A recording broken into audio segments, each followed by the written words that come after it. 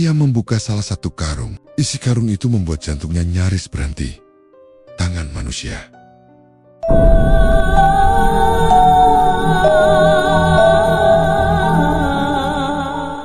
Di sebuah gang sempit di kawasan padat Jakarta Timur, berdirilah sebuah warung makan kecil sederhana, berwarna hijau pudar, dengan papan nama bertuliskan, Warteg Bu Lastri. Selalu segar. Selalu Eida. Tak ada yang istimewa dari warteg itu. Meja kayu panjang dengan bangku plastik lusuh, dindingnya penuh tempelan kertas menu yang mulai mengelupas, dan kipas angin tua yang mengerang pelan. Namun, siapapun yang melewati gang itu pasti akan melihat sesuatu yang tak biasa. Warteg Bu Lastri tak pernah sepi. Pagi, siang, malam, bahkan dini hari sekalipun, selalu saja ada orang makan di sana.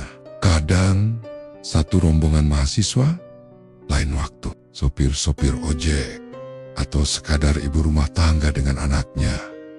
Yang aneh, jumlah pengunjung tak pernah surut. Jika satu pergi, dua orang masuk. Begitu terus. Warga sekitar mulai merasa heran. Di gang itu ada 3 warteg lain. Tapi semuanya kian hari makin sepi. Warteg Bu Lastri seakan menyedot seluruh pelanggan dari lingkungan sekitar kayak dihipnotis. Kata Pak Rudi, tukang tambal ban yang letaknya tak jauh dari warteg itu. Saya aja yang biasanya makan di tempat MBN Nining, sekarang ke warteg Bu Lastri. Nasinya harum banget, kayak ada daun khusus, kayak bau tanah basah gitu. Bu Nining, pemilik warteg yang berada tak jauh dari tempat Bu Lastri, hanya bisa menghela napas. Sudah 2 minggu tak ada pelanggan yang mampir ke warungnya. Setiap malam, ia melihat bayangan aneh menari di jendela warteg Bu Lastri. Kadang seperti sosok perempuan berambut panjang, kadang seperti anak kecil yang menunduk terus tanpa wajah. Lastri sendiri jarang terlihat keluar. Ia seorang janda tua berusia hampir 55 tahun, wajahnya selalu tampak kalem, tapi pandangannya seperti menembus jiwa. Ia tinggal di belakang wartegnya bersama seekor kucing hitam besar bernama Jero, yang bulunya tak pernah rontok dan matanya merah menyala di malam hari. Tetangga-tetangga yang lewat malam-malam sering mencium aroma tak biasa dari dalam dapur. Warteg itu bukan bau bumbu, tapi lebih mirip bau dupa, darah, dan sesuatu yang membusuk setiap jam 2 pagi. Saya dengar suara orang tertawa dari dalam dapurnya, ujar Pak Anwar, penjaga malam komplek. Tapi pas saya dekati, wartegnya kosong, lampu padam, pintu terkunci. Suatu hari, seorang pemuda bernama Eka, mahasiswa semester akhir yang baru pindah kontrakan di gang itu, mencoba makan di warteg Bu Lastri. Ia masuk sekitar jam 9 malam, saat hujan baru reda. Warteg tampak biasa, hanya ada satu pelanggan lain yang sedang menikmati sayur asem dan tempe goreng. Lastri menyambut dengan senyum kaku. Mau makan apa, Mas? Ayam goreng sama sambal terasinya ya, Bu. Eka duduk dan mulai makan. Di suapan ketiga, tubuhnya merinding. Bukan karena pedas, tapi karena ia merasa seperti sedang diawasi oleh sesuatu dari balik dapur. I.R. Menkoba menoleh, tapi dapur tertutup tirai merah. Suara kipas angin tua bergemuruh, dan suara ketukan pelan terdengar dari bawah lantai. Namun rasa ayamnya begitu lezat, luar biasa lezat. Ia tak bisa berhenti makan, meski tubuhnya gemetar. Sepulangnya, Eka muntah di kamar mandi, tapi keesokan malamnya, ia kembali lagi ke warteg itu. Dan malam-malam berikutnya, Bu Nining yang makin frustasi karena warungnya kosong, mulai menyelidiki. Ia bersembunyi di balik tumpukan kardus di depan toko kosong, tepat seberang warteg Bu Lastri. Ia mengamati. Pukul 1 malam, lampu warteg menyala. Dari balik tirai dapur, ia melihat sosok Bu Lastri menyapu lantai. Tapi ada bayangan lain yang lebih tinggi dan besar berdiri di belakangnya. Sosok itu membungkuk dan menyodorkan sesuatu kepada Bu Lastri. Kain putih penuh noda darah. Bu Lastri menerimanya dengan tenang. Ia mulai mengaduk sesuatu di panci besar yang tak biasa dipakai saat pagi. Bau amis menguar dan terdengar suara rintihan. Summer. Bu Nining ingin berteriak, tapi tubuhnya kaku, nafasnya sesak, telinganya mendenging. Di shot itulah kucing hitam besar, Jero, menatap langsung ke arahnya. Dari jendela warteg, mata kucing itu merah menyala. Dan senyumnya senyum lebar seperti manusia. Keesokan paginya, Bu Nining ditemukan tak sadarkan diri di depan warungnya sendiri. Sejak saat itu, ia jatuh sakit. Tubuhnya kurus, suaranya hilang, tak bisa bicara. Hanya menggambar bentuk sumur dan mata besar di dinding kamarnya. Warga mulai bergunjing, tapi tak ada yang benar-benar berani menuduh. Mereka semua, entah sadar atau tidak, sudah pernah makan di warteg itu. Kalau lu udah pernah makan, lu nggak bisa lepas, kata pemuda gila yang pernah jadi pelanggan tetap. Warteg itu bukan tempat makan, itu tempat pengikat. Setiap suap nasi, lu ikat nyawa lu sendiri. Pemuda itu kemudian hilang. Polisi hanya menemukan sendalnya di pinggir got dekat warteg dan bau amis menguar dari selokan. 2 minggu kemudian, Eka bermimpi buruk. Dalam mimpi itu, ia duduk di warteg Bu Lastri. Tapi semua pelanggan lain tak punya wajah. Mereka hanya makan dan makan. Tangan mereka berdarah dan nasi di piring berubah menjadi potongan jari manusia. Bu Lastri datang dan berkata, "Masih kurang, Mas Eka? Tumbalnya belum cukup, Mas." Ia terbangun dengan tubuh gemetar dan mendapati tangannya penuh goresan kuku. Seolah seseorang mencengkeram keras saat ia tidur. Warga kini hidup dalam ketakutan diam-diam. Mereka masih makan di sana. Mereka tahu ada sesuatu yang salah. Tapi mereka tak bisa berhenti. Tubuh mereka lemas jika tak makan dari warteg itu. Ada kutukan dalam setiap lauk, dalam setiap sambal, dalam setiap tetes kuah Don Bu Lastri. Ia semakin makmur, wartegnya makin besar. Bahkan kabarnya ia hendak membuka cabang di seberang kelurahan. Tapi malam-malam tetap sunyi. Sunyi, Tengen, suara tangisan dari balik tirai dapur dan sumur tua di dalam dapur itu masih basah. Masih menelan satu demi satu nyawa tetangga yang tak tahu bahwa mereka sedang ditumbalkan. Gang Soka kembali diguyur hujan deras malam itu. Petir menyambar-nyambar, menyisakan gema di balik tembok-tembok rumah penduduk yang mulai lembab dan mengelupas. Warteg Bu Lastri, seperti biasa, tetap buka. Tirai merah di dapurnya bergoyang pelan, ditiup angin. Tapi anehnya, tak pernah tersingkap. Seolah ada tangan tak terlihat yang menjaganya tetap tertutup. Di rumah sebelah warteg, tinggal seorang perempuan tua bernama Bumina. Pemilik rumah kos berisi 3 kamar kecil untuk para pekerja rental. Ia dikenal cerewet, suka mengurusi urusan tetangga, dan sangat membenci Bu Lastri. Perempuan itu aneh. Sejak wartegnya ramai, suara-suara dari dapurnya makin serem. Aku sering dengar suara nangis, tapi suara laki-laki. Keluh Bumina pada penghuni kosnya, Winda, seorang kasir minimarket.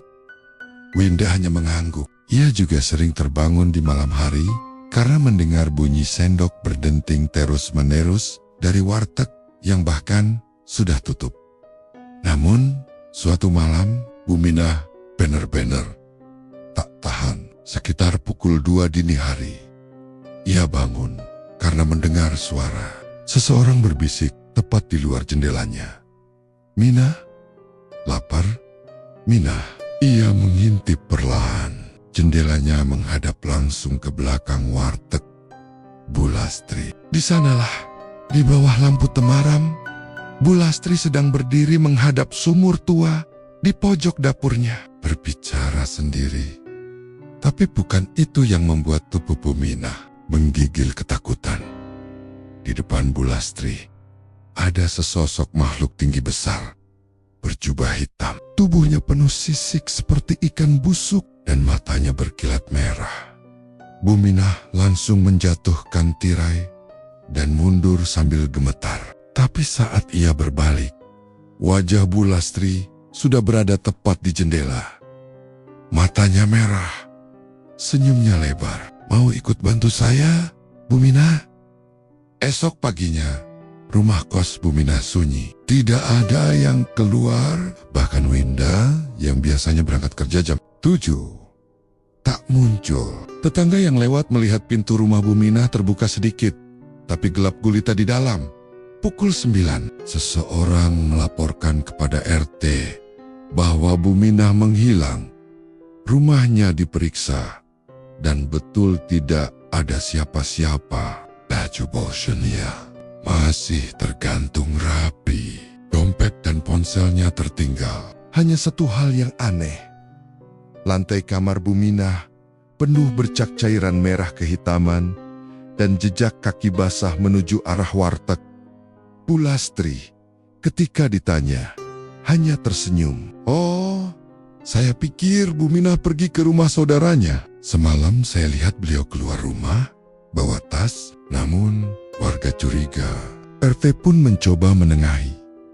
Tapi tidak ada yang berani menekan Bu Lastri terlalu keras. Seolah-olah ada kekuatan yang menahan lidah mereka.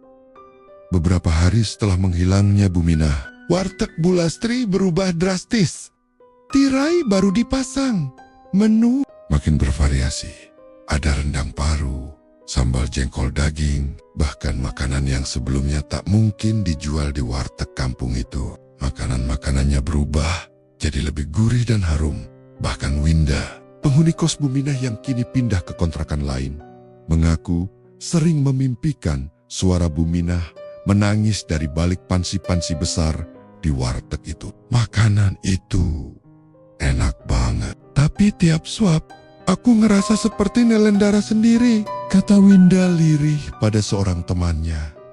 Di malam keempat, sejak Bu Mina menghilang, Pak Anwar, penjaga malam, mendengar suara aneh dari belakang warteg. Ia mengendap pelan, membawa senter kecil. Suara itu seperti sesuatu sedang digerus, seperti daging dilumat dan digiling perlahan. Ia menyorot senter ke arah sumur tua dan terpaku di otas sumur. Tergantung sesuatu seperti rambut manusia panjang, putih, keabu-abuan, terikat dengan tali rafia. Di dekatnya, seekor kucing hitam besar duduk tenang sambil menjilati cakarnya. Matanya menyala merah ketika melihat Pak Anwar. Seketika tubuh Pak Anwar terasa berat.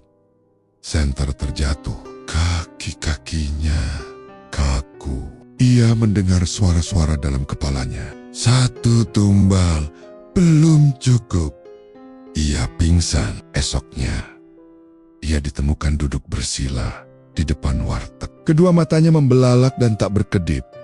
Dari hari ke hari, suasana di gang itu semakin janggal. Anak-anak kecil yang biasanya bermain di gang mulai sering menangis histeris saat melewati warteg. Burung-burung enggan terbang di atasnya. Bahkan tukang bakso yang biasa lewat memilih memutar arah. Katanya mangkuknya selalu pecah tiap berhenti dekat situ. Suatu malam, Eka kembali bermimpi. Ia berada di dapur warteg. Di hadapannya, panci besar mendidih, dan dari dalamnya muncul wajah. Bu Mina matanya menatap Eka dengan sorot kosong.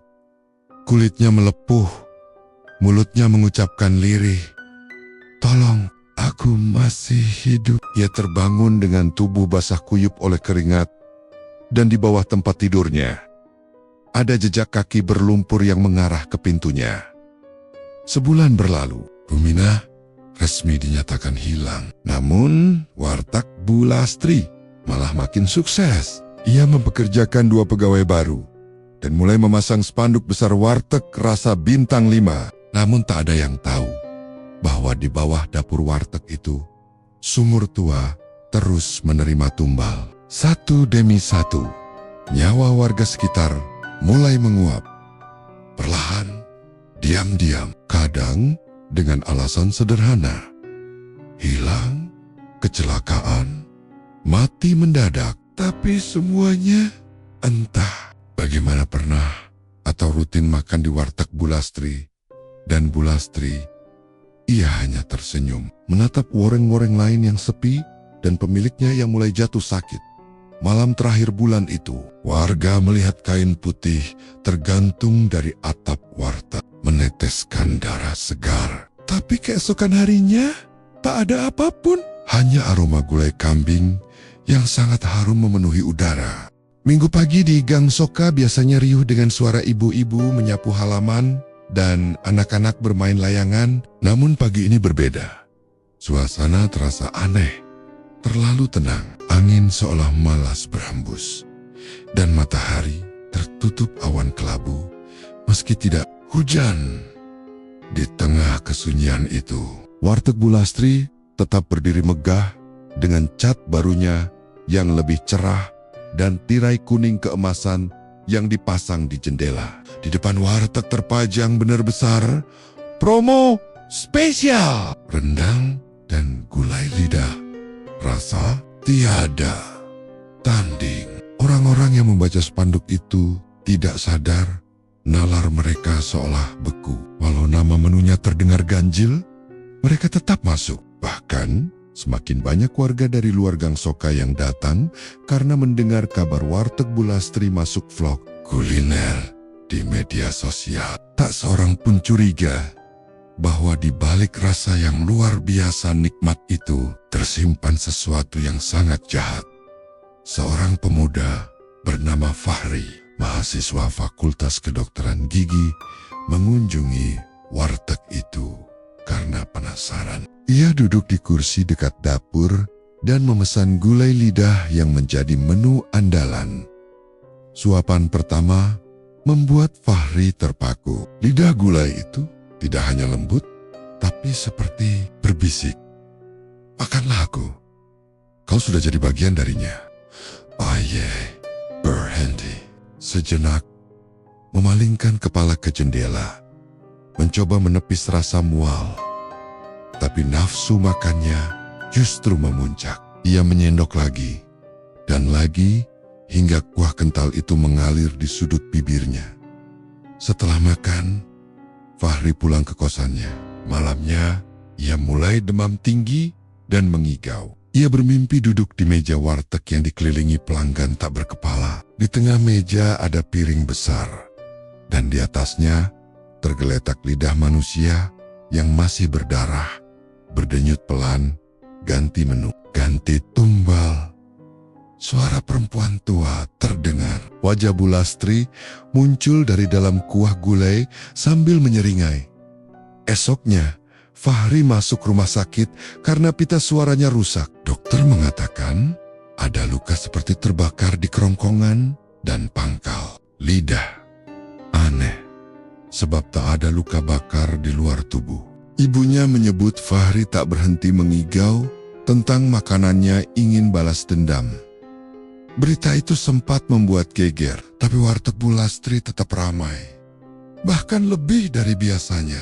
Rendang spesial menjadi primadona baru. Orang-orang mengantri untuk membungkus. Bahkan beberapa datang dari luar kota. Namun, suatu sore, seorang tukang daging bernama Pak Haji Sarwan mengeluh kepada menantunya bahwa Bu Lastri mulai memesan daging-daging aneh. Daging yang teksturnya tak biasa, lebih elastis, dan ada yang memiliki surat serat menyerupai urat manusia. Aku ini tukang daging dari tahun 85. Aku tahu mana daging sapi, mana bukan. Tapi yang satu ini, astagfirullah, lebih mirip paha manusia. Ujarnya sambil menunjukkan bekas potongan pada papan talenan di rumahnya. 2 hari kemudian, Pak Haji Sarwan ditemukan gantung diri di gudang belakang rumahnya. Di dekat mayatnya tertulis pesan aneh. Aku sudah lihat isi dapurnya. Maafkan aku. Maafkan aku. Dia butuh lebih banyak lagi. Warga Gang Soka makin resah, tapi juga makin tergantung. Banyak dari mereka mengaku tak bisa makan makanan lain. Rasa nasi dari tempat lain terasa pahit. Tubuh mereka lemas jika tidak makan dari warteg Bu Lastri. Suatu malam, seorang ibu muda bernama Sari, tetangga warteg, melihat suaminya yang baru pulang lembur tiba-tiba berdiri kaku menghadap jendela. Makan rendang itu enak banget, enak, gumamnya dengan suara pelan dan kosong. Sari menjerit ketika menyadari lidah suaminya menghitam, melepuh, dan meneteskan darah. Ia membawanya ke klinik terdekat, namun tak ada yang bisa menjelaskan penyebabnya. Malam itu juga, Sari membuang semua makanan dari warteg dan bersumpah tak akan pernah lagi ke sana. Namun esoknya, suaminya menghilang. Yang tersisa hanya baju kerja dan sendal yang basah kuyup di depan warteg. Sementara itu, Eka yang sejak awal sudah merasakan kejanggalan, mulai menyelidiki sendiri. Ia menyamar menjadi tukang antar galon dan berhasil masuk ke dapur warteg Bu Lastri. Di sanalah ia melihat tumpukan karung putih yang berbau busuk. Ia membuka salah satu karung. Isi karung itu membuat jantungnya nyaris berhenti. Tangan manusia penuh belatung. Eka tak sempat kabur. Ia mendengar suara langkah kaki dari belakang. Ketika menoleh, Bu Lastri berdiri sambil membawa pisau daging. Sudah waktunya kamu bantu saya, Eka. Lidahmu akan cocok untuk menu minggu depan. Eka lari, terbirit. Tapi saat ia melapor ke polisi, mereka seolah tak percaya. Beberapa bahkan mencibir dan menyarankan Eka istirahat karena stres akibat kurang makan. Tak, Ada Yang benar-benar mau menyentuh warteg itu. Semua terasa seperti sudah dikendalikan oleh sesuatu yang jauh lebih kuat. Beberapa malam kemudian, Eka bermimpi melihat meja besar penuh makanan. Dengan setiap piring berisi potongan tubuh manusia, ada tangan dengan kuah santan, jari-jari dalam, sambal goreng, mata dalam sup bening. Di Yujeng Meia, Bu Lastri duduk mengenakan mahkota kepala dari tulang. Ini semua karena mereka lapar, nak. Aku cuma menuruti mereka. Eka bangun dengan lidah yang berdarah karena tergigit sendiri. Tapi di ujung tempat tidurnya, ada bungkusan nasi rendang dari warteg Bu Lastri. Meskipun ia tak pernah membelinya. Kini warteg Bu Lastri sudah mulai dikenal luas. Vlogger-vlogger kuliner datang. Selebgram pun ikut promosi. Tapi tidak ada yang tahu bahwa setiap menu baru adalah tanda datangnya tumbal berikutnya. Menu kematian itu bukan hanya nama, itu adalah kontrak. Dan sumur tua di dapur warteg itu terus berbisik, menuntut, dan menelan jiwa-jiwa yang bahkan belum menyadari bahwa mereka telah dipilih untuk disantap bukan oleh manusia, tapi oleh entitas yang kelaparan sejak zaman dahulu. Malah mulai turun di Gang Soka, membawa serta hawa pengap yang menyelinap dari sela-sela rumah sempit. Aroma sisa gorengan dan sambal belacan dari warteg Bu Lastri masih menggantung di udara. Di Yujanggang, seorang bocah laki-laki berbaju lusuh, tempok mondar-mondir sambil menjajakan tisu gulung kecil dari plastik bening. Namanya Bayu. Umur tak lebih dari 9 tahun. Ia tinggal bersama neneknya yang lumpuh di emperan toko yang sudah lama tutup. Set shop malam. Bayu berkeliling menawarkan tisu demi membeli bubur dan teh manis untuk neneknya. Ia kerap duduk di depan warteg Bu Lastri sambil menatap orang-orang makan dengan tatapan lapar. Tapi tak pernah sekalipun Bayu berani masuk. Namun suatu malam, sesuatu berubah. Hujan turun deras, petir menyambar, menciptakan kilatan cahaya di langit kelam. Bayu berteduh di depan warteg, menggigil. Basah kuyup, Bu Lastri keluar, berdiri di ambang pintu, mengenakan daster putih dan syal merah marun di lehernya. Masuk saja. Nak, kasihan kedinginan, ucapnya dengan suara lembut namun berat. Bayu ragu, tapi tubuhnya terlalu lelah.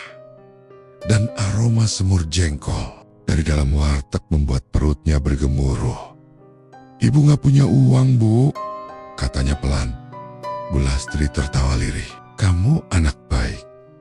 Gak semua hal harus dibayar dengan uang. Bayu masuk. Duduk di kursi dekat dinding, disodorkan sepiring nasi hangat, ayam kecap, dan segelas teh manis. Ia makan perlahan. Setiap suapan terasa seperti pelukan hangat. Setelah bertahun-tahun hanya makan remah-remah, malam itu perut kecilnya penuh. Sebelum pulang, Bu Lastri mengelus kepala Bayu. Kalau lapar, datang lagi ya nak. Bayu mengangguk dan berlari pulang ke tempat neneknya. Malam itu, ia tidur nyenyak. Untuk pertama kalinya dalam seminggu. Tapi keesokan harinya, Bayu tidak muncul lagi di gang. Tidak juga malam berikutnya. Warga mulai bertanya-tanya. Beberapa orang yang biasanya membeli tisu darinya merasa aneh.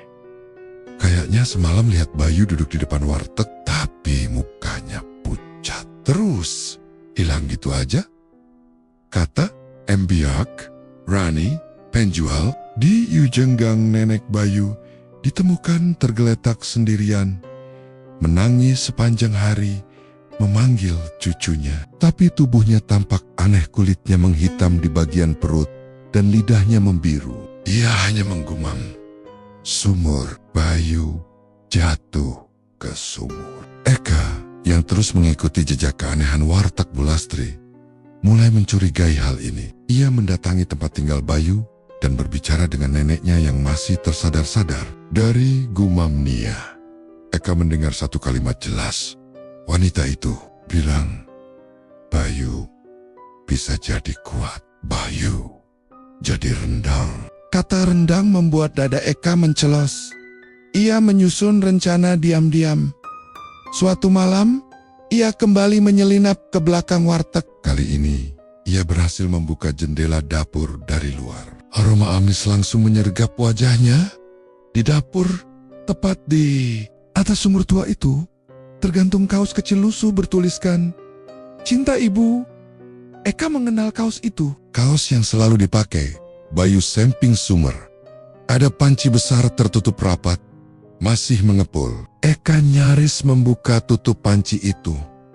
Tapi tiba-tiba pintu dapur terbuka dengan keras. Bu Lastri berdiri di ambang pintu. Namun kini wajahnya bukan lagi wajah manusia biasa. Kulitnya mengelupas, matanya merah penuh urat hitam, dan mulutnya membelah lebar hingga ke pipi. Mas Eka, bisiknya. Lidah Bayu manis ya, cocok untuk menu anak-anak. Eka mundur ketakutan, tapi tubuhnya terasa lemas. Ia berlari terbata keluar dari pekarangan. Hampir ditabrak motor saat menyeberang. Ia tak bisa tidur seminggu penuh. Setiap menutup mata, ia melihat wajah Bayu dari dalam kuah rendang. Matanya memohon pertolongan. Beberapa warga mulai bertanya-tanya juga. Salah satu dari mereka, Pak Darto, satpam pensiunan yang tinggal di gang itu sejak muda, memutuskan untuk berbicara langsung kepada ketua RT. Ada yang gak beres. Banyak orang hilang. Makanan di warteg itu gak biasa, katanya lantang. Namun malam itu, rumah Pak Darto terbakar secara misterius. Tak ada saksi, Tak ada pemicu api yang jelas. Ia ditemukan tewas dengan luka terbakar. Tapi anehnya jantung dan lidahnya hilang dari tubuh. Sejak peristiwa itu, Bu Lastri menambah satu menu baru. Semur lidah anak dan soto jantung spesial. Tentu saja, nama itu terdengar seperti candaan gelap. Tapi orang-orang tetap datang. Bahkan lebih banyak dari biasanya. Seolah akal sehat mereka telah direnggut. Mereka makan dengan lahap. Beberapa bahkan menangis saat makan, bukan karena pedas, tapi karena mereka merasakan kesedihan yang amat dalam dari dalam mulut mereka sendiri. Gang Soka mulai seperti kampung mati. Orang-orang keluar masuk warteg, tapi jalanan semakin sepi. Kucing-kucing liar hilang, burung-burung berhenti bertengger di genteng. Dan sumur tua di dapur warteg itu masih terbuka, menganga seperti mulut yang tak pernah kenyang. Dalam gelap sumur, suara anak kecil masih terdengar. Aku lapar, Nek. Aku dingin. Pagi itu, langit tampak suram. Meski matahari sudah seharusnya naik tinggi, kabut tipis menggantung di sekitar gang kecil tempat warteg Bu Lastri berdiri. Angin yang bertiup terasa dingin menusuk, seolah membawa bisikan dari dunia lain. Warga sekitar mulai resah. Desas-desus hilangnya beberapa orang tetangga kian santer terdengar. Terlebih setelah Mak Warti, janda tua yang biasa duduk di beranda sambil mengupas bawang, tak lagi tampak sejak 3 hari lalu. Mungkin dia pergi ke rumah anaknya, kata Pak Dul, ketua RT, berusaha menenangkan. Namun, tak ada yang percaya. Pak Warti tak punya anak. Ia tinggal sendirian sejak suaminya meninggal. Rumahnya gelap, sunyi, dan pintunya terkunci dari luar. Seperti tidak pernah ada siapapun di dalamnya. Bahkan, beberapa tetangga mengaku mencium bau anyir yang aneh dari balik jendela rumahnya. Sementara itu, warteg Bu Lastri tetap saja ramai. Ramai dengan pelanggan, ramai dengan tawa palsu, dan ramai dengan bisikan halus yang entah berasal dari siapa. Bu Lastri sendiri tampak lebih bugar dari sebelumnya. Wajahnya bersih, bersinar, dan senyum tipisnya seolah menyembunyikan sesuatu. Tangannya lincah menyiapkan piring demi piring nasi rames. Dengan lauk yang kian menggoda, empal gorengnya empuk, ayam bakarnya wangi, menyengat, dan sayur asemnya terasa segar dengan kuah kemerahan yang menggugah selera. Namun, bagi mereka yang peka, ada keganjilan. Las, kamu pakai bumbu baru ya? Rasanya beda dari biasanya, tanya Bu Jum. Pelanggan setia yang juga tetangga sebelah warteg. Bu Lastri hanya tersenyum. Resep turun-temurun, Bu. Baru aku buka dari lemari almarhum Simbah. Bu Jum mengangguk pelan. Tapi malamnya, ia sakit perut hebat. Keesokan harinya, ia menghilang. Kabar hilangnya Bu Jum memantik kecemasan warga. Dalam sebulan, sudah 5 orang menghilang tanpa jejak. Mereka semua tetangga sekitar warteg Bu Lastri. Anehnya, pihak kepolisian yang dipanggil seolah tak menemukan petunjuk apapun. Ini bukan penculikan biasa, kata Pak Imam, seorang pemuda yang belajar ilmu hikmah dari pesantren jauh di luar kota. Ia baru kembali ke kampung halaman setelah mendengar kabar kerusuhan batin ibunya akibat kehilangan sahabatnya. Bu Jum, Pak Imam diam-diam mengamati aktivitas warteg. Setiap malam, lampu bagian belakang warteg, dapur, selalu menyala. Dan sesekali terdengar suara-suara aneh, seperti tawa cekikikan perempuan tua, disertai erangan yang tak wajar. Pernah sekali ia mengintip lewat celah dinding belakang warteg, dan melihat sesuatu yang membuat darahnya membeku. Bu Lastri sedang berbicara pada sesuatu yang tak tampak manusia. Sosok hitam tinggi menjulang, matanya merah, dan mulutnya menganga lebar, meneteskan darah. Kesetiaanmu luar biasa, Lastri, terdengar suara dari makhluk itu. tumbalmu malam ini lezat. Aku akan berikan berkah tambahan untuk wartegmu. Pak Imam mundur perlahan. Dadanya sesak. Ia paham kini bahwa semua hilangnya tetangga bukanlah peristiwa biasa. Ini pesugihan. Esoknya, Pak Imam memutuskan menggelar pengajian kecil bersama beberapa warga. Ia ingin membangkitkan kembali semangat spiritual warga yang selama ini terbuai kelezatan makanan warteg. Namun, malam itu, semua yang ikut pengajian mengalami mimpi yang sama. Dalam mimpi, mereka melihat warteg Bu Lastri dikelilingi api. Dan dari balik dapur muncul barisan kepala manusia yang menggantung dengan mata membelalak. Salah satu kepala itu adalah milik Bu Jung yang menangis sambil berbisik, "Selamatkan yang lain sebelum mereka jadi seperti aku." Paginya, beberapa dari mereka memutuskan untuk membakar dupa dan meletakkan sesajen di depan rumah Bu Lastri. Tradisi lama itu kembali mereka lakukan bukan karena percaya, tapi karena takut. Mereka pikir mungkin itu bisa meredam kutukan yang tengah bersemayam. Namun, semuanya sia. 2 hari kemudian, Pak Dul dan anak perempuannya ikut menghilang. Di tengah malam yang pekat, Pak Imam kembali mendatangi warteg. Kali ini ia membawa air ruqyah dan kitab suci. Ia berdiri tepat di belakang dapur, lalu mulai membaca ayat Yat Polindeng dengan suara lantang. Tiba-tiba, jendela dapur terbuka sendiri. Angin kencang berhembus, membuat lampu jalanan padam seketika. Dari balik jendela muncul wajah Bu Lastri, pucat.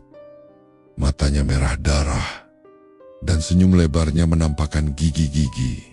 "Dagam, Imam, kamu mencampuri urusan yang bukan milikmu," katanya, dengan suara 2 lapis.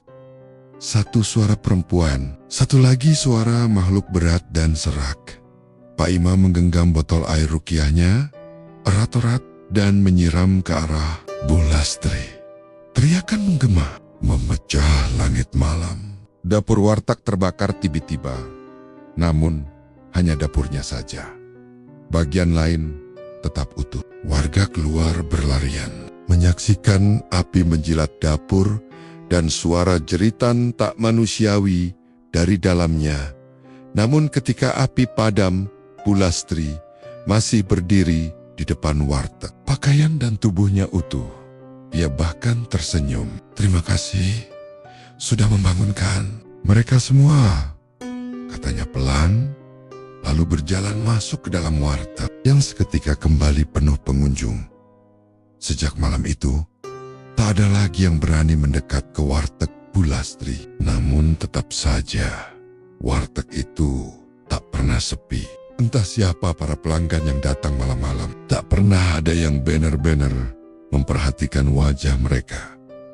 Dan satu persatu, warga kampung menghilang tanpa pernah kembali. Malam itu, kampung Blimbing kembali diliputi keheningan yang mencekam. Udara terasa berat dan pengap, seperti mengisyaratkan bahwa sesuatu yang buruk akan terjadi. Di balik warteg yang lampunya selalu menyala, Bu Lastri berdiri di dapur sambil mengaduk wajan besar yang tidak mengeluarkan aroma apapun. Daging yang sedang ia masak tampak merah gelap dan kental, menyerupai darah. Namun, tidak ada bau sedap seperti biasanya. Justru aroma anyir dan amis menguar tipis dari celah-celah jendela dapur.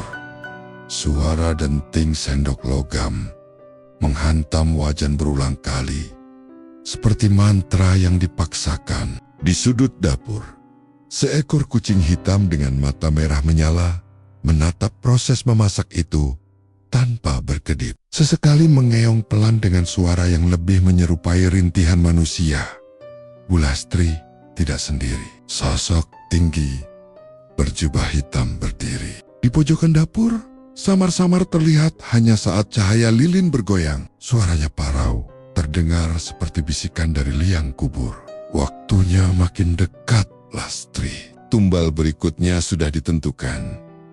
Kau tahu siapa? Bu Lastri mengangguk perlahan. Wajahnya pucat, matanya cekung. Tapi bibirnya tersenyum penuh kekuasaan. Aku sudah siapkan.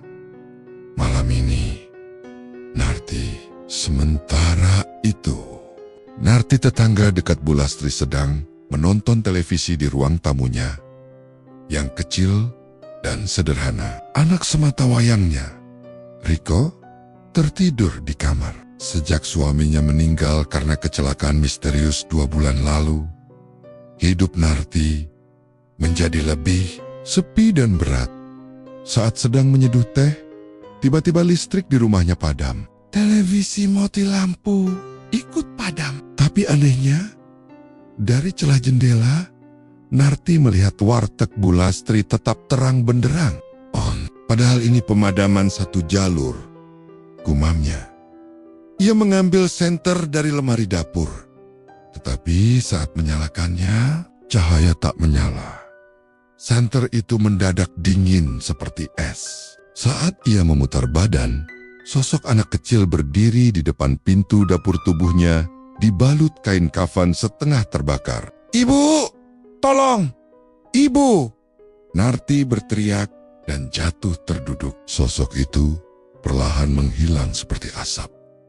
Nafasnya memburu. Ia langsung mengambil Riko dari kamar dan berniat menginap di rumah saudaranya malam itu juga. Tapi saat membuka pintu depan, Bu Lastri sudah berdiri di teras rumahnya membawa semangkuk sup panas. "Ini untuk Riko, sup daging segar baru masak," katanya sambil tersenyum lebar. Wajah Bu Lastri tampak berbeda. Matanya tampak hitam penuh, tanpa bola mata. Senyumnya terlalu lebar, hingga hampir menyentuh pipi. Narti menahan napas. "Maaf Bu, saya buru-buru," ucap Narti gugup sambil mundur pelan. Tapi saat dia menutup pintu, tangan Bu Lastri menahan daun pintu dan menatap langsung ke matanya. "Kau tak bisa pergi, Narti. Sudah saatnya kau berguna untuk keberlangsungan warteg ini." Di tengah malam penduduk kampung mendengar jeritan panjang dan melengking dari arah rumah Narti. Beberapa warga yang nekat keluar hanya mendapati pintu rumah Narti terbuka lebar. Lampu berkedip-kedip dan aroma daging bakar menyengat dari dalam rumah. Tapi tidak ada siapa-siapa di dalamnya. Riko ditemukan pagi harinya menangis di pinggir jalan dengan mata melotot kosong. Ia tidak bisa bicara. Tangannya terus menunjuk ke arah warteg Bu Lastri. Bibirnya hanya bisa berbisik lemah. "Ibu, dimasak. Ibu, dimasak." Warga mulai resah. Sudah banyak kejadian aneh sejak warteg itu semakin ramai. Jenazah warga yang hilang tidak pernah ditemukan. Hanya aroma daging aneh yang terkadang muncul di sekitar tempat tinggal korban. Seminggu kemudian seorang ustadz muda bernama Ustadz Rifai datang ke kampung itu atas undangan beberapa warga yang curiga. Ia tinggal sementara di rumah Pak Budi, yang memang paling gencar menolak warteg Bu Lastri sejak awal.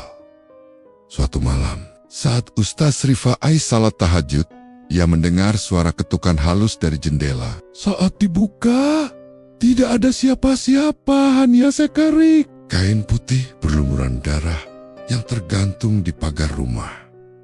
Esok harinya, Ustadz itu bersama beberapa warga mendatangi warteg Bu Lastri. Tapi warteg itu terkunci rapat. Tak ada suara, tak ada aroma sedap. Seperti biasa, saat dipaksa dibuka, mereka menemukan dapur dalam keadaan gelap dan kosong. Di atas meja kayu, ada sepiring gulai dan 2 mata manusia utuh mengambang di atas kuahnya. Bu Lastri tak pernah ditemukan sejak malam itu. Teror dapur warteg tidak berhenti Hanya pada hilangnya Narti, warga semakin ketakutan. Setiap malam selalu ada suara bisikan, bau daging terbakar, dan tangisan anak-anak yang tidak diketahui dari mana. Pasalnya, warteg itu, meski tak berpenghuni, terkadang lampunya menyala sendiri di tengah malam, dan bayangan seseorang terlihat berdiri memasak. Konon, arwah orang-orang yang dijadikan tumbal masih tinggal di dapur itu. Dimasak berulang kali untuk memberi makan mereka yang tamak akan nikmat dunia dan Bulastri. Ia masih memasak di antara dua dunia. Hujan kembali turun malam itu. Rinai kecilnya menari di atas genting warteg Bulastri. Di dapur belakang, aroma rempah yang kuat bercampur dengan bau amis darah yang tak wajar. Suasana mencekam menyelimuti ruangan sempit itu. Dinding dapur seperti menyimpan jeritan-jeritan tak terdengar. Suara-suara dari mereka yang pernah dikorbankan demi keserakahan Bulastri. 3 hari telah berlalu sejak kematian Pak Darno. Korban tumbal kelima, warga kampung mulai gelisah. Tak hanya karena kematian beruntun, tapi juga karena mimpi-mimpi aneh yang menghantui mereka setiap malam. Di dalam mimpi, mereka melihat seorang perempuan tua berambut putih duduk di atas tungku dapur, menggigiti jari jarinya sendiri sambil tertawa. Di sekelilingnya, tubuh-tubuh tetangga bergelimpangan, tak berkepala. Mimpi itu, entah mengapa, muncul di hampir setiap warga yang rumahnya dekat dengan warteg Bulastri. Tak seorang pun berani menegur Bulastri. Wajahnya kini kian menakutkan. Kulitnya pucat seperti tak terkena sinar matahari. Dan matanya mata itu tak lagi seperti mata manusia biasa. Ada hitam yang pekat dan dalam. Seakan-akan ada sesuatu di balik sana yang ingin keluar. Namun satu orang memberanikan diri. Rini, anak dari Pak Darno, yang menjadi korban terakhir diam-diam menyelidiki keberadaan Bulastri. Ia merasa ada yang janggal sejak ayahnya sering makan di warteg itu sebelum meninggal. Ia mulai menyadari semua korban tumbal Bulastri adalah pelanggan setia wartegnya dalam seminggu terakhir sebelum kematian mereka. Rini mencari tahu lewat seorang dukun tua yang tinggal di pinggiran desa, Mbah Jatmiko. Lelaki tua itu pernah menyinggung soal warteg terkutuk di tengah kampung yang didirikan di atas bekas tanah pemakaman masa penjajahan. Mbah Jatmiko menatap mata Rini dalam-dalam dan berkata pelan, "Bulastri bukan manusia biasa lagi. I sudah menyerahkan jiwanya pada makhluk lurah dapur. Sosok gaib penunggu dapur. Pesugihan." Mbah Jatmiko memperingatkan Rini bahwa semakin banyak tumbal, semakin kuat kekuatan lurah dapur. Tapi, jika sesajen terakhir gagal, kekuatan itu akan lepas kendali. Maka Rini memutuskan satu hal. Ia harus masuk ke dapur terkutuk itu malam ini. Juga, sebelum sesajen terakhir dituntaskan. Malam itu, sekitar pukul 2 dini hari, Rini menyelinap lewat pagar belakang warteg Bulastri.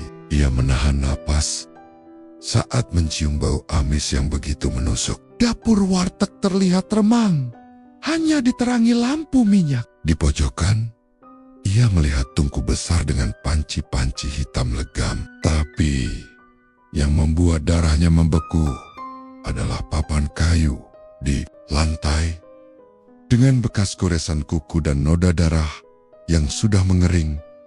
Tiba-tiba terdengar suara langkah kaki dari arah belakang. Rini segera bersembunyi di balik rak bumbu. Ia mengintip dan melihat Bulastri mengenakan kebaya merah tua yang basah seperti dilumuri darah. Di tangannya, ia membawa sebuah kendi tanah liat dan sekantung jeroan segar. "Ini sesajen terakhir, Lurah. Tambal kinem anak dari lelaki yang terakhir. Dagingnya masih perawan, manis dan lembut," gumam Bulastri. Matanya mendelik tajam menatap kendi di depannya. Rini tersik. Ternyata ia yang menjadi target sesajen terakhir. Tanpa buang waktu, ia mundur pelan-pelan, namun langkahnya tak sengaja menyenggol toples kaca hingga jatuh pecah. Bulastri menoleh cepat, mendesis seperti ular. Tubuhnya membungkuk. Namun dalam sekejap ia melompat ke arah tempat Rini bersembunyi dengan kecepatan tak manusiawi. Rini berlari, namun kaki Bulastri menyambar dan menjatuhkannya. Ia menyeret Rini ke altar sesajen. Kau pikir bisa menghentikan semua ini? Aku akan menjadi wanita terkaya di seluruh kota. Darahmu akan memperkuat wartegku untuk 100 tahun ke depan, jerit Bulastri. Namun saat Bulastri hendak menusukkan belati ke dada Rini, terdengar gemuruh dari tungku. Api menyala membesar tanpa dikendalikan, dan suara mengerikan seperti tawa perempuan tua menggema. Tiba-tiba, dari dalam panci besar, muncul sosok bayangan tinggi dengan kepala hitam raksasa dan tangan panjang seperti ranting mati. Itu dia lurah dapur. Sosok itu tampak murka. Rupanya, ia tak menginginkan Rini. Tumbal terakhir seharusnya bukan keturunan dari korban, tapi seseorang yang tak bersalah dan tak berdosa, sesuai syarat awal perjanjian. Karena melanggar perjanjian, lurah dapur menuntut harga. Bayangan itu menyambar tubuh Bulastri. Wanita tua itu menjerit, namun tak ada yang datang menolong. Dagingnya dikuliti perlahan-lahan. Matanya dicongkel dan dimasukkan ke dalam kendi sesajen. Lidahnya dijahit dengan benang kasar sambil tubuhnya dibakar hidup-hidup oleh api yang keluar dari tungku. Rini hanya bisa terdiam, matanya membelalak melihat bagaimana tubuh Bulastri dibawa masuk ke dalam panci besar dan direbus bersama bumbu-bumbu dapur. Dapur itu berubah menjadi neraka kecil. Ketika pagi datang, warteg Bulastri hangus terbakar. Hanya tersisa tungku hitam berdiri tegak dengan kendi merah darah di atasnya. Tak ada yang tahu pasti apa yang terjadi malam itu. Namun warga menemukan Rini dalam keadaan linglung di pinggir sawah. Tubuhnya penuh lumpur dan matanya memandangi langit tanpa berkedip. Warteg itu tak pernah dibangun kembali. Namun setiap malam Jumat Kliwon, beberapa warga mengaku melihat cahaya merah menyala dari reruntuhan dapur itu, dan bau nasi rames serta sambal goreng hati tercium kuat di udara. Kadang terdengar suara ibu-ibu memanggil, "Ayo makan nak, tumben sepi hari ini." Malam itu, hujan mengguyur deras desa Cempaka. Petir sesekali menyambar langit yang menghitam, seolah menyimpan murka. Warteg Bulastri sudah tutup sejak pukul 8, tapi lampu bagian dapur masih menyala. Dari balik jendela, tampuk bayangkan seseorang sedang mondar-mandir, meski tak terdengar suara apapun. Di rumah kontrakan yang hanya berjarak 3 rumah dari warteg, Darto terbangun karena suara ketukan halus di jendelanya. Ia melirik jam dinding pukul 12:15. Siapa yang datang tengah malam begini? Tok, tok, tok. Suara ketukan itu makin jelas. Perlahan, Darto mendekat, menyingkap tirai jendela. Tapi yang ia lihat membuat jantungnya berhenti berdetak sesaat. Seseorang berdiri di luar jendela. Bukan sesuatu. Sosoknya tinggi besar, dengan tubuh berbalut kain basah. Namun yang paling menyeramkan adalah wajahnya, atau lebih tepat, ketidakberadaannya. Tak ada mata, hidung, atau mulut. Hanya kulit datar putih kelabu yang basah dan menyatu dengan lehernya. Darto mundur tergesa. Keringat dingin mengucur dari pelipis. Ia memejamkan mata dan berdoa, berharap ini hanya mimpi buruk. Tapi suara ketukan itu terus berlanjut, makin keras dan memaksa. Tok, Tiba-tiba suara berhenti.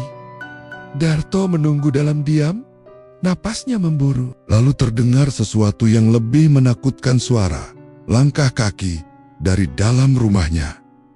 Seseorang atau sesuatu telah masuk.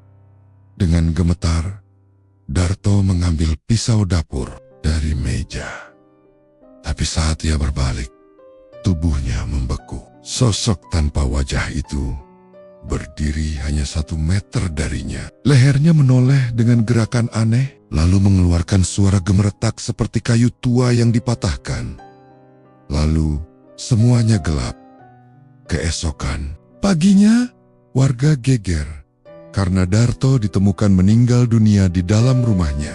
Tubuhnya kaku dengan posisi duduk dan mulut menganga, seolah menjerit ketakutan. Tidak ada tanda luka, namun matanya membelalak, dan kedua tangannya mencengkeram lututnya erat, seakan ia sedang berusaha menyembunyikan diri dari sesuatu yang mengerikan.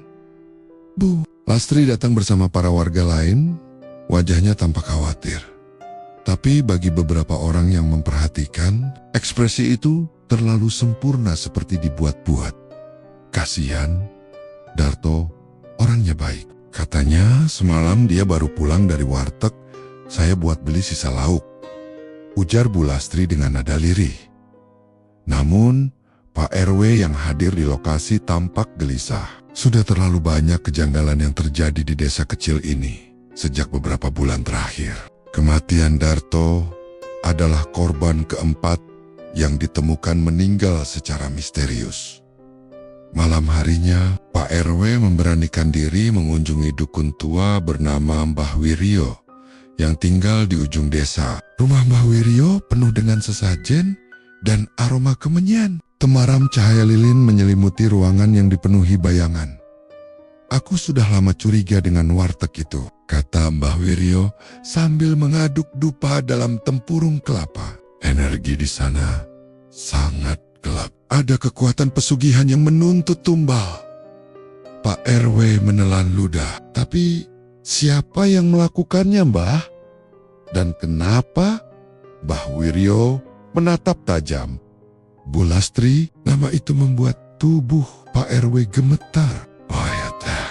Mau percaya, tapi semua tanda mengarah padanya. Warteg itu terlalu cepat sukses, dan setiap tetangganya yang hidupnya kekurangan tiba-tiba saja meninggal dengan cara aneh yang lebih mengerikan. Lanjut Mbah Wiryo. Pesugihan yang dia lakukan bukan pesugihan biasa. Dia menumbalkan energi jiwa tetangganya.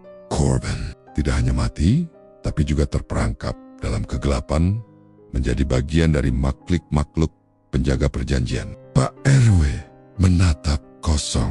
Dunia yang selama ini ia percaya tampak seperti runtuh. Tapi sebelum ia sempat bertanya lebih lanjut, lampu minyak di rumah Mbah Wiryo padam mendadak. Angin kencang menerobos jendela dan terdengar jeritan dari luar. Kita sudah terlambat, bisik Mbah Wiryo. Dia tahu kita sedang membongkar rahasianya. Di warteg Bu Lastri malam itu, angin tak berhenti berhembus meski semua pintu dan jendela tertutup rapat. Di pojok dapur, tampak Bu Lastri sedang menaburkan sesuatu ke atas nasi putih serbuk hitam seperti abu gosong. Di hadapannya, mangkuk berisi darah ayam hitam masih mengepul hangat. Ini yang terakhir, gumamnya. Satu lagi. Dan semua ini akan kekal. Tapi ia tak menyadari bahwa sesuatu sedang mengintai. Dari langit-langit warteg itu, bayangan besar tanpa bentuk yang hanya muncul saat ritual dilakukan tanpa restu sepenuhnya. Tiba-tiba lampu padam dan suara tawa pelan terdengar. Bukan tawa manusia, tapi tawa yang seperti berasal dari kedalaman neraka. Lastri, kau telah melanggar janji. Bu Lastri menoleh, matanya membelalak saat melihat cermin tua di dinding retak sendiri. Dari balik retakan itu, tangan-tangan kurus keluar, menjulur ke arahnya. Ia mencoba berteriak, tapi suaranya hilang. Tubuhnya ditarik ke dalam cermin dan seketika cermin itu utuh kembali. Dapur warteg menjadi senyap. Keesokan harinya, warga menemukan warteg Bu Lastri terbuka, namun kosong. Tidak ada tanda-tanda perlawanan. Hanya bau anyir dan bekas darah mengering di dapur. Bu Lastri menghilang tanpa jejak. Namun yang paling mengerikan adalah satu hal, cermin tua di dapur kini memantulkan bayangan seseorang yang terus menatap. Meski tak ada siapa-siapa di depannya, warga pun mulai menyadari warteg itu kini berhenti beroperasi, tapi teror belum berakhir. Mereka tahu satu persatu dari mereka yang pernah makan di sana mulai mengalami mimpi buruk yang sama. Mimpi tentang sosok tanpa wajah yang berdiri di depan jendela mereka. Dan malam ini, suara ketukan itu terdengar lagi. Tok, tok, tok. Hujan turun deras malam itu. Langit seperti mengutuk bumi dengan guntur dan kilat yang menyambar tanpa ampun. Di dalam warteg Bu Lastri yang semakin megah dan modern, seorang diri. Ia duduk di kursinya yang dilapisi bludru merah tua, menatap layar CCTV yang menunjukkan dapur, ruang makan, dan halaman belakang yang kini lebih mirip taman villa. Namun, mata Bu Lastri tak tenang. Nafasnya berat, keningnya terus berkeringat, meski malam itu udara begitu dingin. Sebuah suara gaib sudah berminggu-minggu ini mengganggu tidur dan kesadarannya. Waktunya sudah dekat, Lastri. Para arwah menunggumu. Suara-suara itu tak pernah ia ceritakan pada siapapun, termasuk pada suaminya yang kini lebih banyak mengurung diri di kamar belakang. Lelaki itu tampak seperti boneka hidup, tidak bicara, tidak menatap, hanya duduk mematung sambil menggumamkan ayat-ayat Al-Quran yang tak lengkap. Ia seakan dikutuk oleh karma dari istri yang ia bela selama ini. Malam itu, jam menunjukkan pukul 2 dini hari. Di luar warteg, terdengar suara langkah kaki seperti berbaris. Menghentak pelan, namun konsisten. Bu Lastri meraih golok dari dapur, berjalan pelan ke arah jendela depan. Tapi, ketika tirai disibakkan, tak ada siapa-siapa.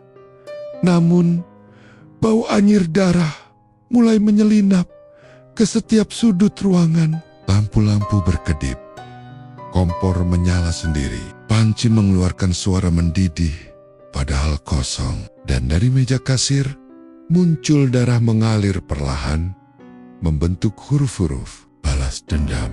Tiba-tiba, lampu mati total. Warteg gelap gulita. Bu Lastri menggigil. Bukan karena kedinginan, tapi karena teror yang merayap ke tulangnya. Lalu muncul satu persatu bayangan samar tubuh-tubuh tetangga yang dulu ditumbalkannya. Ada Pak Rahmat yang tubuhnya pernah ditemukan di rel kereta tanpa kepala. Ada Embiok Susi, janda muda yang hilang tanpa jejak. Ada pasangan Pak Anwar dan Bu Lina yang sekeluarga meninggal terbakar di rumah. Semua arwah itu kini berdiri diam di tengah ruang makan. Warteg tubuh mereka rusak, sebagian terbakar, sebagian bolong, dan sebagian lagi seperti hancur berkeping. Mata mereka merah, membara. Mereka menatap Lastri dalam diam dan kebencian. "Aku hanya mau kaya!" teriak Bu Lastri sambil mundur. Arwah Pak Rahmat maju, suaranya dalam dan bergema, seperti dari dasar sumur. "Kau kaya atas penderitaan kami. Kau akan ikut bersama kami," lanjut Bu Susi, sambil merangkak di dinding seperti cicak berdarah. "Bu," Lastri berlari ke dapur, mencoba mencari jalan keluar dari pintu belakang. Tapi pintu itu kini berubah menjadi dinding semen. Tak ada jalan keluar. Semua dinding mulai berdarah. Suara tangisan bayi terdengar dari atas plafon. Suara jeritan perempuan muncul dari dalam lemari pendingin, dan dari dalam lantai yang retak muncul sosok makhluk hitam besar, berwajah mirip manusia, namun bermulut cabang 3 dan bertanduk. Sosok ini adalah sang penunggu pesugihan makhluk gaib yang selama ini memberikan kekayaan kepada Bulastri. Tapi kini, ia datang untuk menagih. Perjanjian sudah selesai. Kini kau bagian dari mereka. Bulastri berteriak histeris. Ayy, Menkoba menusuk makhluk itu dengan goloknya. Tapi senjata itu menembus udara.